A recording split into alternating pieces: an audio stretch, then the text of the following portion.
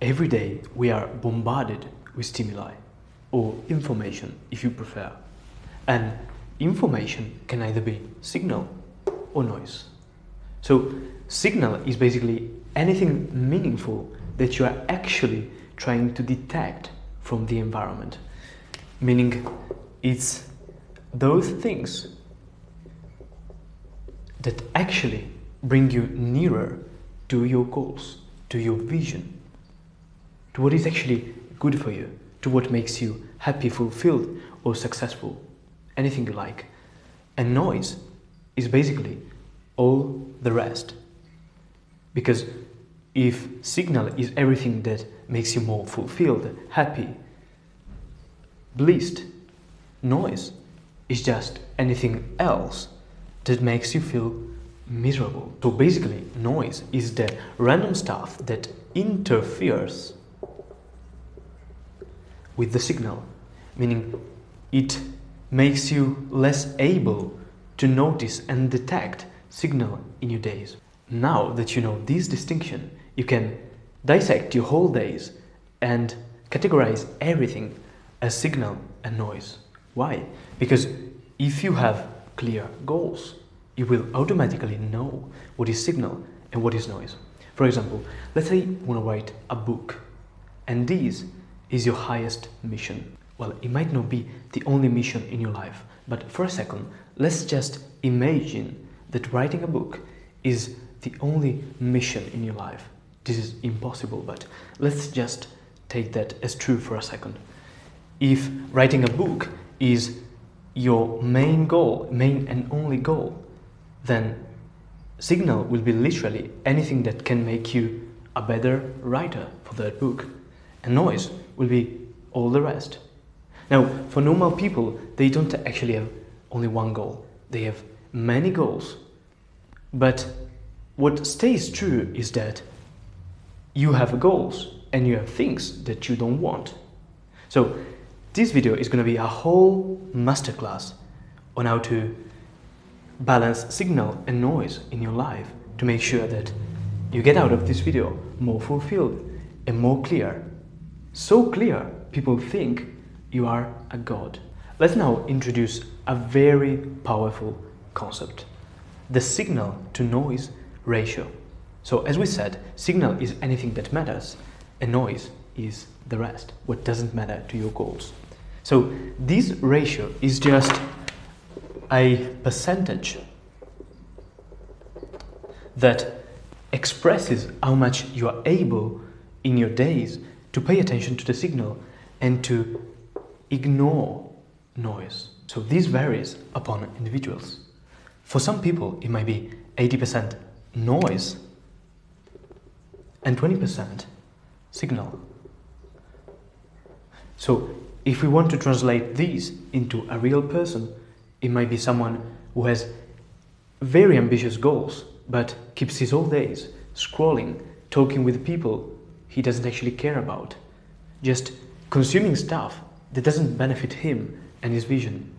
So he lives a life where he has goals, but he mostly spends time consuming noise, bombarding his brain with stuff he doesn't care about. Now, for some people, it's literally the opposite. For some people, it is 80% signal and 20% noise. Now, my goal with this video is to make you one of these people. A person who is able to have at least an 80 to 20% ratio of signal to noise, meaning 80% of what you see in a day and do in a day is signal and 20% is noise. We could even say that the higher your signal to noise ratio, the higher your achievement and fulfillment in life.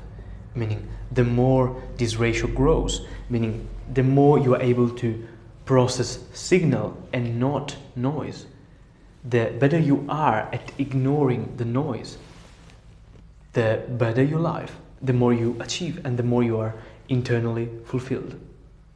Okay, so you can realize that this is literally everything. This can literally predict your whole quality of life, whether you will make it or not, whether you will be miserable or fulfilled.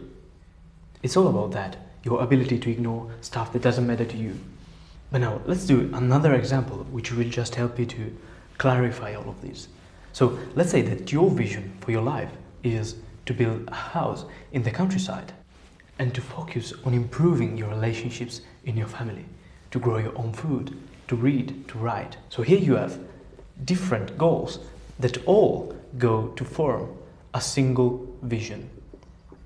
So once you know your vision, you will automatically know what is signal and what is noise. So let's just make a list of things that will be signal and things that will be noise in this specific scenario, house in the countryside.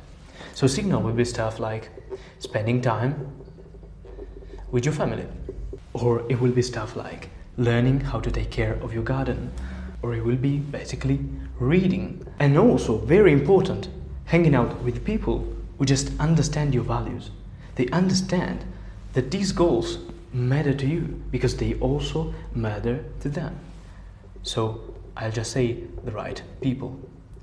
And I want to specify, there are not right or wrong people. There are only right people for specific goals.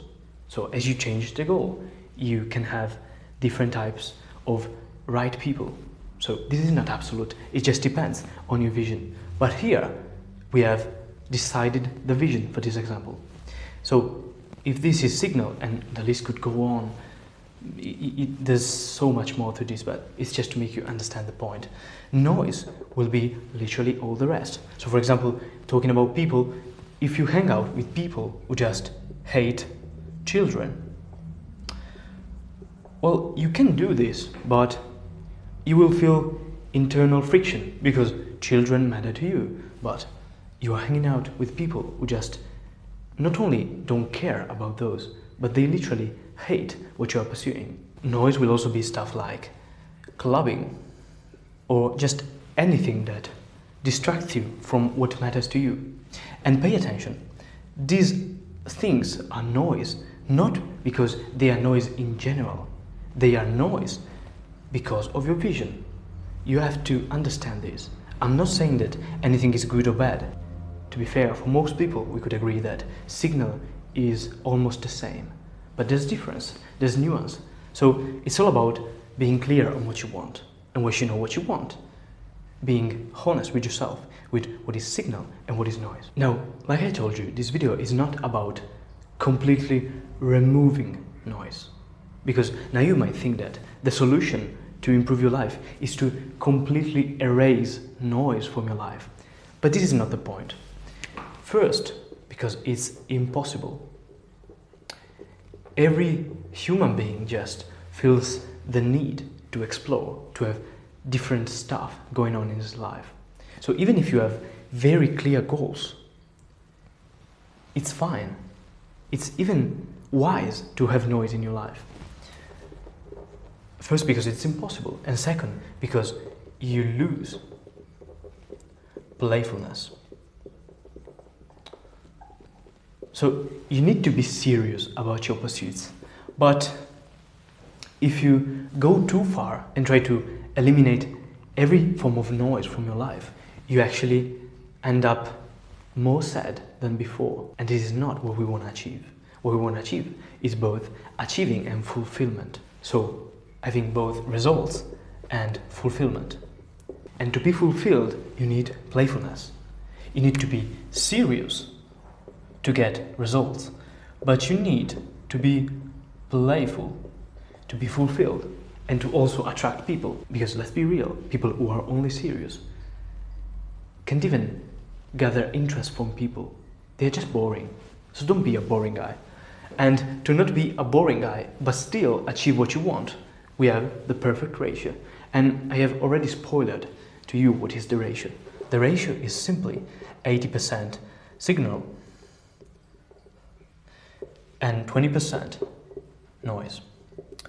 Now, this is subjective, it's not scientific. They haven't done any research on that. It's just the way I'm telling you. It makes sense from my experience and the people I've talked with. So it's just that for most people, having 80% signal and 20% noise just works because you have enough signal to achieve whatever you like. And enough noise so that you feel a bit of variety in your life and you don't lose playfulness. Also, you might argue that you could have even less signal, so 60% signal and 40% noise. Now, the problem with this one is not that you can't achieve, because most people will be able to achieve, maybe less than in this case, but they will still be able to achieve. The thing is, if you have too much noise, noise actually loses its meaning. If you have sometimes a bit of noise, it just makes the signal even more precious. But once you get too much noise into your head, the signal starts to lose power and meaning. Because meaning is never handed for free. If you follow this channel, you know this already. I talk about this literally in every video. Meaning is something you create. Meaning is rare, quite literally, because you create it. And to create meaning, you need clarity. But if you want clarity, you need to make sure that what enters your mind is mostly useful to you. Not everything. In fact, this is only the surface. We haven't even scratched the surface. The rest of this video will be all the ways where you can apply this ratio, the signal to noise ratio, and also the specific nuances of this perfect ratio.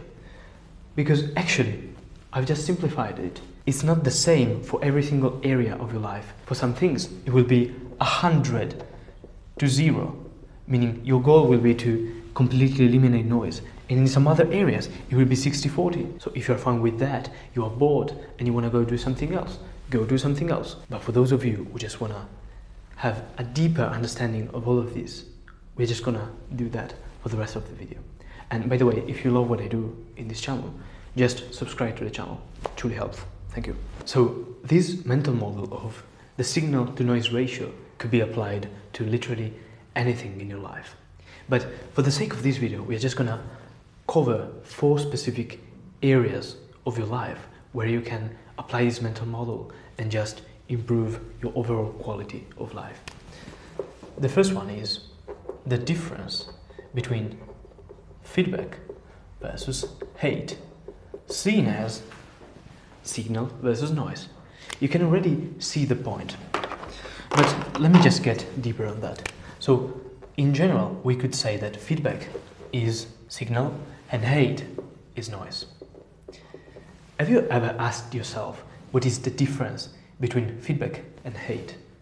The difference is feedback, by definition, is any form of information or knowledge that a person tells you in order for you to improve. So the reason why someone gives you feedback is because internally they want you to improve. So the information they will be giving you will be anything that can make your life's trajectory improve. While hate is anything that a person throws you just so that they feel better. Because most people feel better because they transfer their self-directed hate to you. So hate is something that makes the person who is saying it feel better and wants to confuse you. So the reason why someone gives you a hateful comment is just to make you uncertain. In psychology, you call this projection. So someone has a sort of lack internally. So he has self-hate, or he has doubt.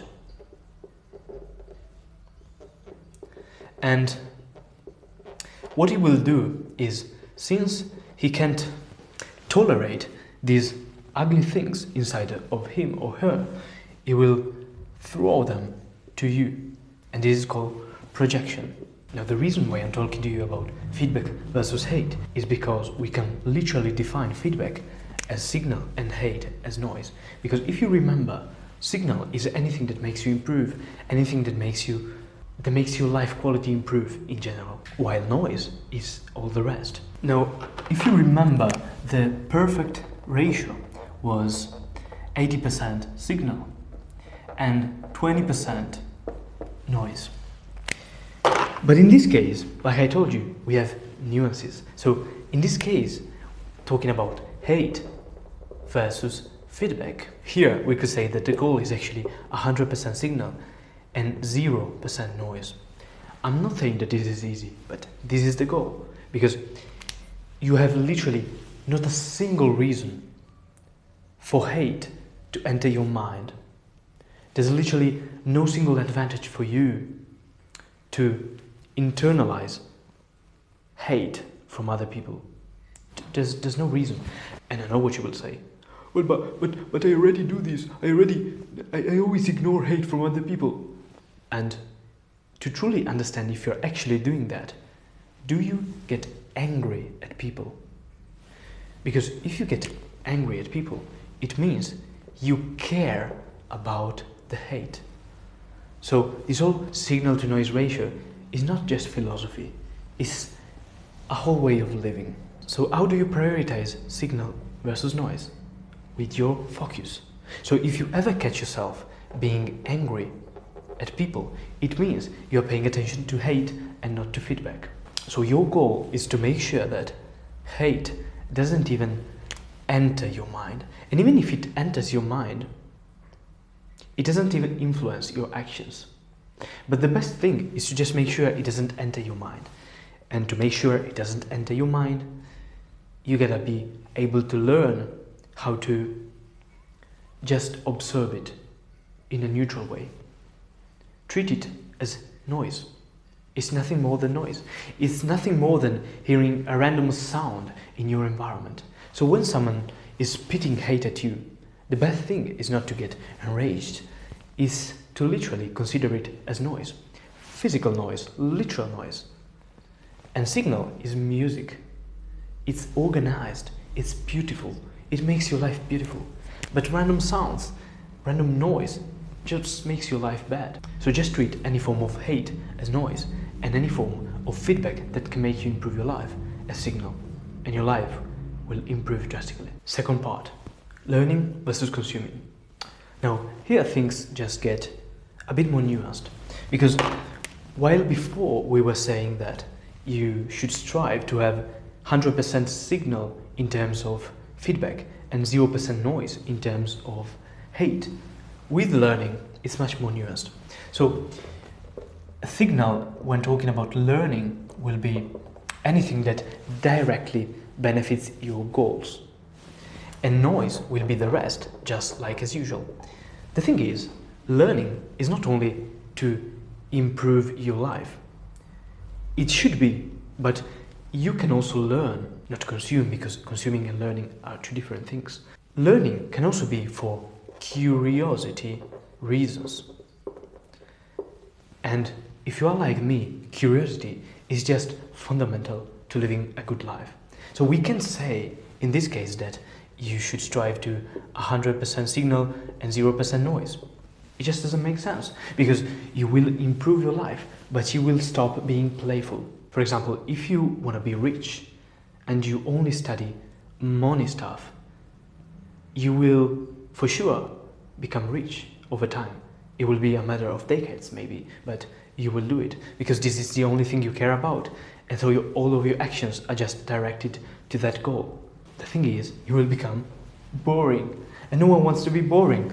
So in order to be playful, in order to be creative, in order to actually live a life that you want to live, you gotta also tap into your curiosity. So here the ratio, the perfect ratio, will not be 100 to 0%, but it will be something like 70 to 30%, or even 60 to 30%. Because let's be real, most people nowadays have a ratio of 0 to 0. What does this mean?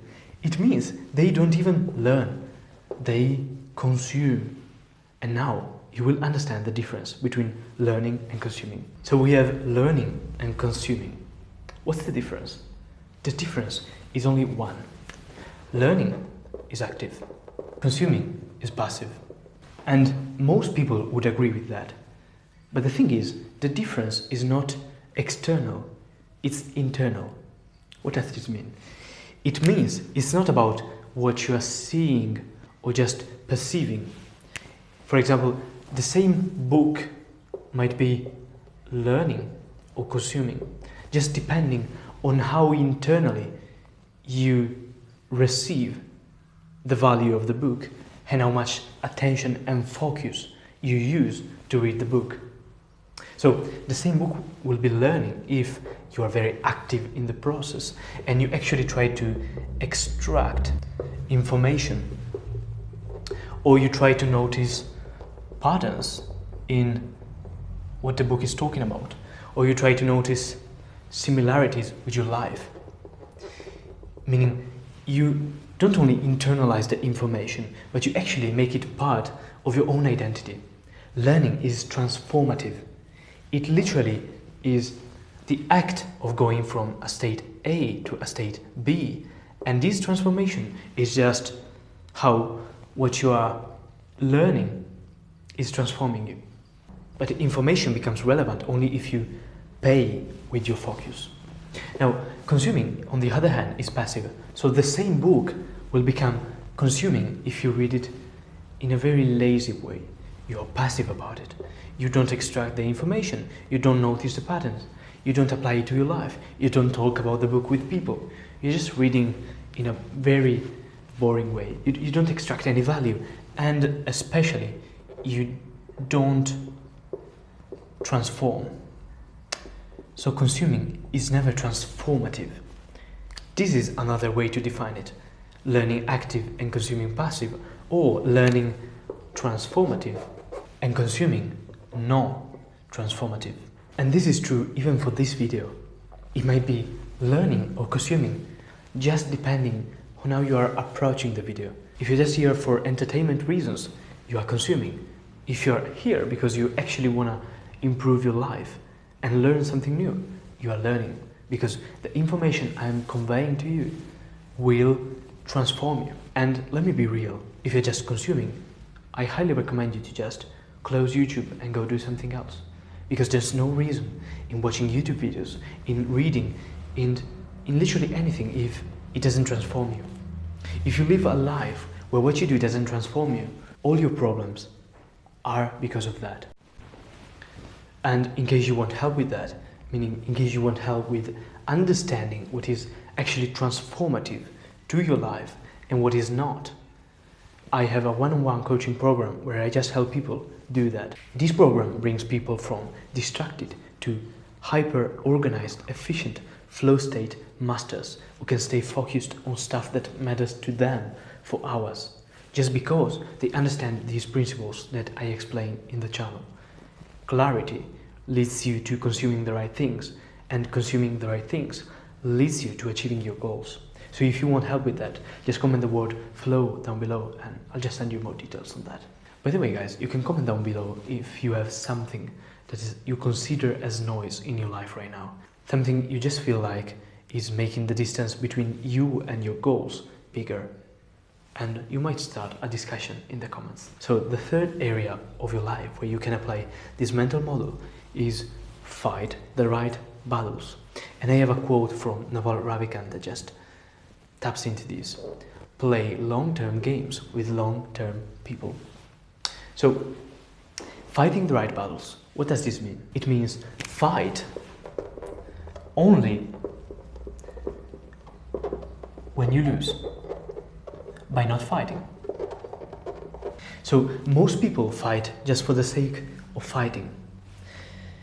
But there's no flex in that. Only a tiny percentage of people actually fight for the only reasons for it makes sense to fight, which is when you lose something by not fighting. For example, coming back to the distinction between hate and feedback. Let's say that someone sent you a hateful comment. So what do most people do? They fight. And the thing is, before fighting any battle, you have to ask yourself if you lose anything by not fighting the battle. So in this case, you receive hate, but it doesn't actually directly impact your life. It's just words, it's just noise that you consider as offensive. And so you decide to fight only because you feel like it's offensive. But it doesn't actually have real consequences on your life. So 95% of people will fight, but 5% of people will just laugh or even ignore it. They won't fight the battle because they play long-term games with long-term people. Why do you care about short-term people? Because anyone who will send you hate, not everyone actually, but most people who will send you hate are not actually long-term people. A good way to define long-term people, meaning people that deserve to stay in your life for long periods of time, is how much hate do they say to you. Because if someone never sends hate to you, it's a good sign they are a long-term person. Now, I want to get a little bit deeper on that, because there's a very interesting phenomenon that I've noticed. The bigger your reaction to something, the bigger your fear or your perception of danger. You can notice this effect in nature too. This is a very biological way to think about it, but it truly helps. In nature, you will notice that the strongest animals actually have the smallest reactions. So if an animal is very strong, why would it even bother reacting to, I don't want to say anything, but to most stuff? Because if you are stronger than something else, reacting is a waste of energy. Reaction, and I actually want to say overreaction, is a waste of energy. And I know what you're thinking. What's the problem in wasting energy? Because you're thinking about calories, but it's just not about calories. Because if you follow my channel, you know that attention is actually a form of energy. And it's the most precious one, because if you actually think about it, your whole life is just a byproduct of where you put your attention. So attention is energy. And so reacting to something costs attention. So reacting requires attention. So if you react to something, you are ready to pay the price of attention. But as soon as you react to something, you're actually choosing to remove your attention from what actually mattered to what actually doesn't matter, which is reacting to something that doesn't deserve your reaction. And we come back to signal and noise.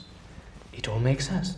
So reacting is noise in 95% of circumstances.